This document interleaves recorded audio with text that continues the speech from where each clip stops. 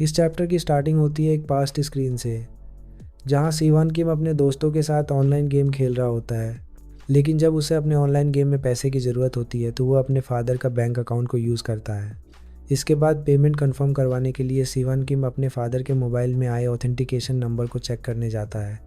फिर वह नंबर ले लेता है, लेकिन तभी उसकी नज़र एक लड़की के मैसेज पर जाती है जो उसके फादर को आया था, और उसे पता चलता है कि उसके फादर का किसी बाहर वाली के साथ चक्कर चल रहा है। अब स्क्रीन शिफ्ट होता है प्रेजेंट में, जहां उसका वही दोस्त उससे मिलने आया था जिससे उसने लास्ट टाइम फ़ोन में बात की थी।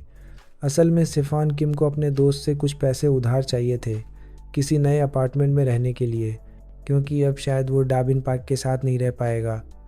यहाँ उसका दोस्त उसे पैसे देने के लिए मान तो जाता है, लेकिन वह थोड़ा सरप्राइज़ होता है कि सिफान किम उससे पैसे मांग रहा है, क्योंकि अगर वो अपने फादर से किसी नई जगह में रहने के लिए कहता तो उसके फादर ही उसके लिए कोई बढ़िया अपार्टमेंट ढूंढ लेते। लेकिन तभी उसके दोस्त को याद आता है कि सिवान के फादर के ऊपर तो फेक केस लगा हुआ है, इसलिए वो उससे कहता है कि उसको तुम्हारे फादर पर पूरा विश्वास है कि उन्होंने ऐसा नहीं किया होगा। इसके बाद वह डेबिन पार्क के बारे में बातें करते हुए सिवान को बताता है कि डेबिन ने तो अपनी मॉम के उस जिनसेंग्यो चर्च से लापता होने के बाद स्कूल जाना छोड़ दिया था। मगर यहाँ सिवान थोड़ा शॉक हो जाता है, क्योंकि डेबिन की मॉम तो लापता नहीं हुई थी। कुछ देर बाद जब सिवान किम घर वापस जाने लगता है तो वह डाबिन को कॉल करने की कोशिश करता है, लेकिन वह कॉल नहीं उठाता। फिर वह टैक्सी में बैठकर मोबाइल में जिन सेंग्यो चर्च से लापता लोगों की लिस्ट सर्च करता है, और वहाँ डाबिन पार्क की मॉम का नाम भी होता है।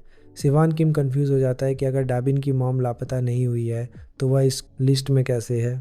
दूसरी ओर हम अपार्टमेंट में डेबिन पार्क और मेल्सुन गैंग को देखते हैं, जहाँ डेबिन ने अपनी मॉम को एक रूम के अंदर बंद किया होता है। वह मॉनसून गैंग से पूछता है कि इस टाउन में लापता हो रहे लोगों का रीज़न, कहीं पुलिस मेरी मॉम को तो नहीं मान लेंगी, क्योंकि वह उनका पीछा किया करती थी। पर मानसून गैंग उससे कहती है शांत रहो, तुम्हें कोई सुन लेगा, तुम्हें ऐसा सोचने की कोई ज़रूरत नहीं है। अब हम सिफान किम को देखते हैं जो अपार्टमेंट के अंदर जा रहा होता है और मानसून गैंग वहाँ से बाहर आते हुए दिखाई देती है, और इसी के साथ ये चैप्टर 15 ख़त्म हो जाता है।